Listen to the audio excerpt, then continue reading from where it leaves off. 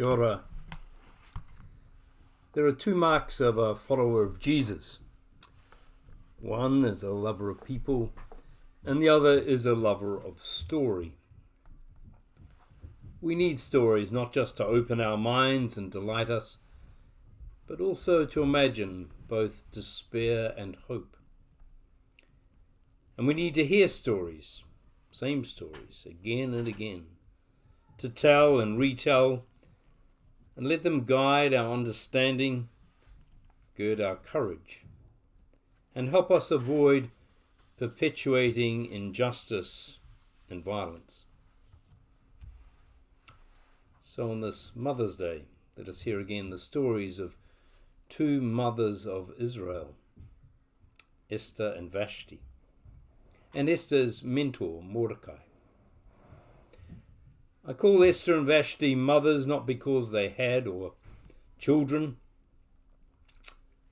Their reproductive choices are not told in the story, but because their progeny are the children called survival and courage.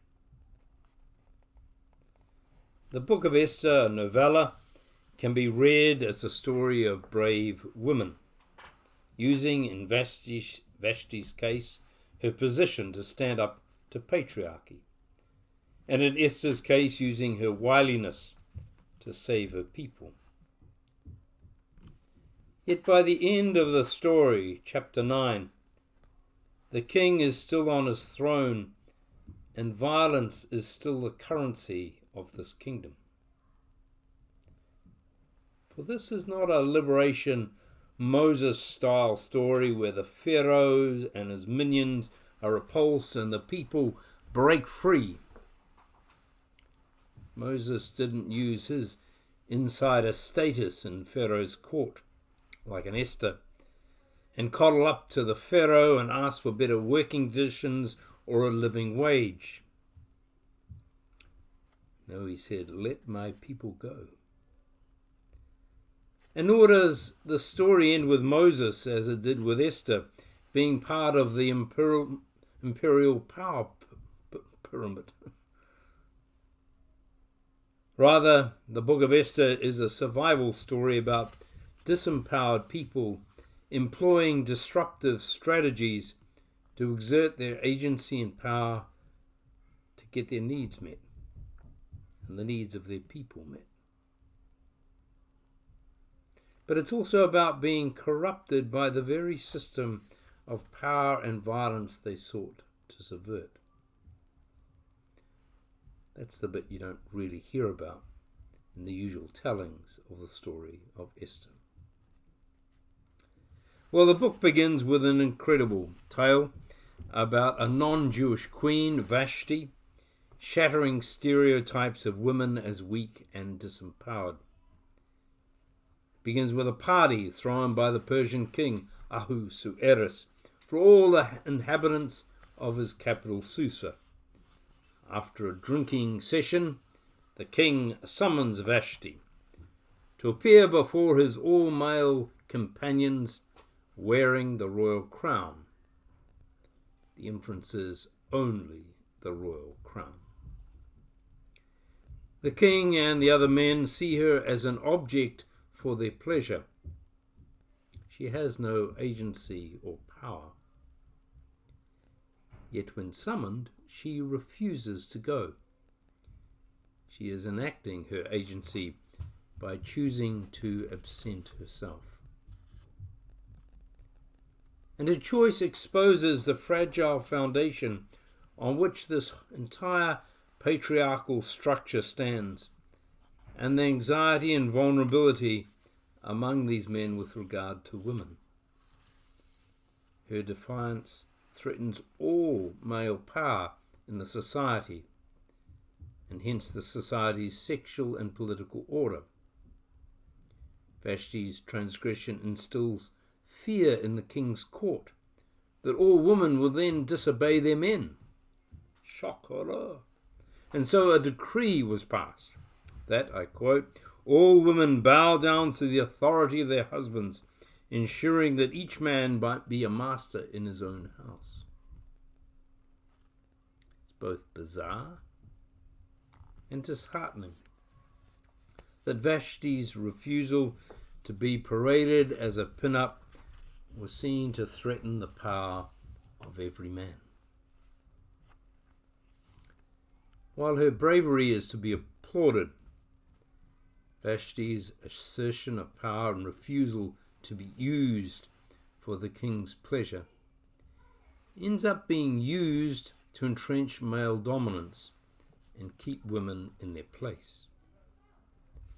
While Vashti is then written out of the text, her writing out is used by the creators of the law to write back in proper sexual identity and power relations for women vis-a-vis their so-called lords.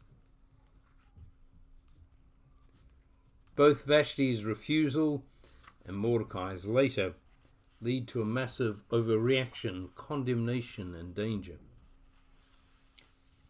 Which begs the question, what is the role of non-violent action and refusal to participate in exploitation when it leads to greater oppression?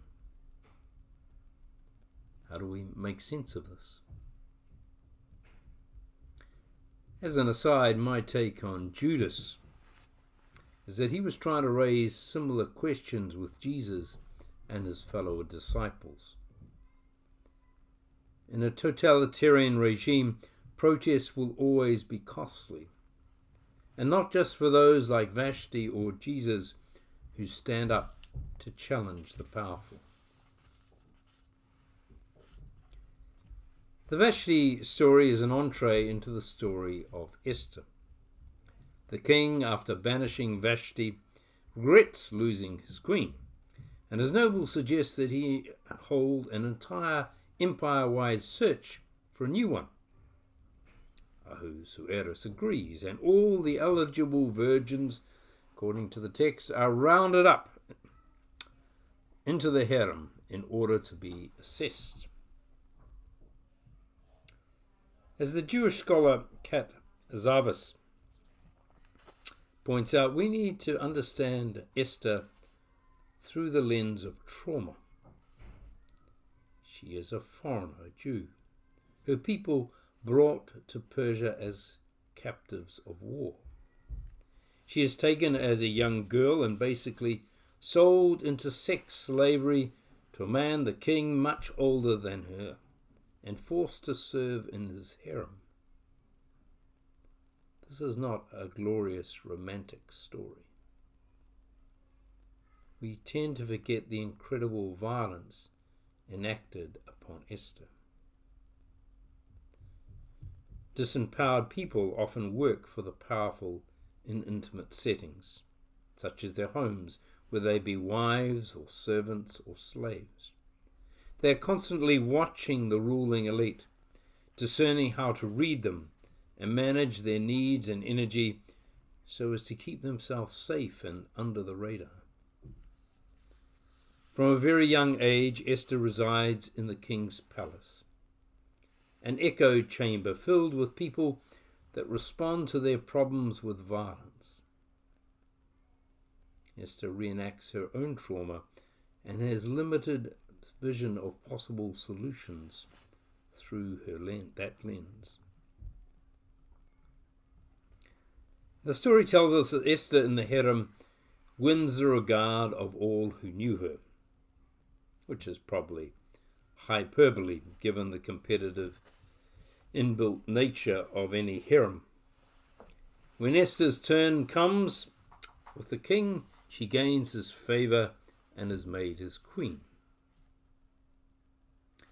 As an aside, we can hear the echo of another story, the Bathsheba story.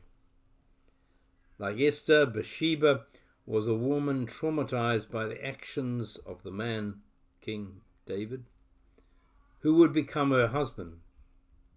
And then Bathsheba used the power she'd been given to exert her agency and get her needs as a survivor met. Sometime later, after Esther's change in status, King Ahasuerus promotes the talented and bigoted Haman to the position of vizier or chief official. As was probably his right, Haman received the bowels and drew grovelling associated with his office. Mordecai, one of the king's courtiers, and also Esther's cousin, refused to bow down to him. We're not told why. We're only told in the worst traditions of racism that Haman uses Mordecai's disobedience as an excuse to plan to slaughter every Jew in the Persian Empire. Haman presents the plan to the king as a good idea. We shall all be one people. This is the mantra of empires. In empire, think, difference is deviation. Deviation is disobedience, and disobedience needs to be destroyed. Elie Wiesel, renowned for his writings on the Holocaust, once said, "The Book of Esther begins with a Persian king and queen, extravagant banquets, and no mention of Jewish people whatsoever. 2 chapters later, and the Jews are in great danger of their lives. It's absurd." Yes, it is absurd. But it's an absurdity that has been revisited on the Jewish people, Jesus' people, time and again. Mordecai asks Esther to intercede on behalf of her people. He wants Esther, as the favorite wife, to go immediately unsummoned into the king's presence and plead for the Jewish people. Esther objects, saying that anyone going uninvited into the king's presence invites death. She's not due to next appear for 30 days. Mordecai responds, "Your position will not save you. In the end, they'll get you too." One cannot read Esther this side of the Holocaust without seeing the parallels. So Esther, who has hidden her Jewish identity to date, who was the successor to the rebellious Vashti, who was the beautiful winner of the king's affection, the very king who has supported decrees wanting women obedient and Jews dead, makes the appearance of her life. She dresses up, pleases the king with her appearance, but even when invited to, makes no request of the king, save to invite him and Haman to a banquet. The banquet is magnificent, the king is pleased, but again, even when invited to, she makes no request, save to invite them to another banquet. At the second banquet, she appeals to his emotions, "Spare me and spare my people." Then she appeals to his pocket. The death of the Jews would be a great financial loss to the empire. The king, having seemingly forgotten that he himself agreed to the killing of the Jews, asks who is planning this massacre. Esther has used her courage, her beauty, her wiliness to put the king in the position of being in her debt. For the sake of honor, he needed to be generous to her as she had been to him.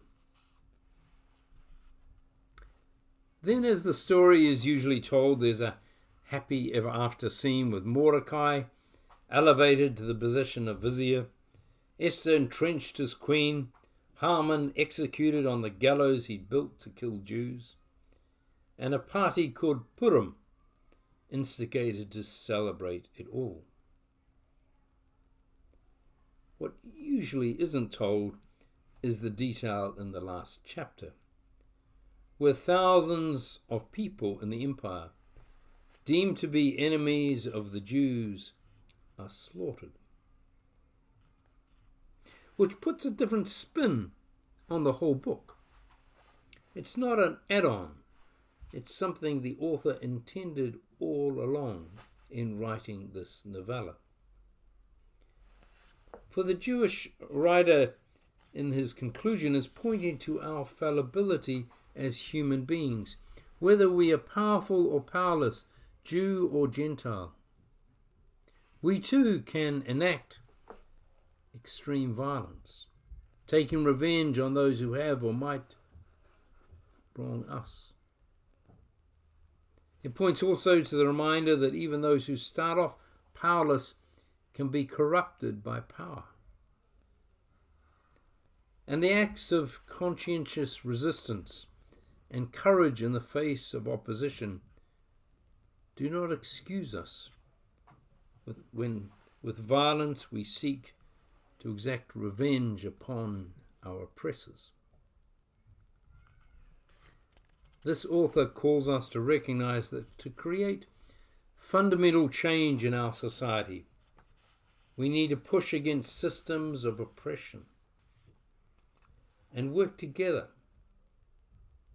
to build a loving and just relationships, a loving and just world that can then be truly liberating for all. Blessings to you this week.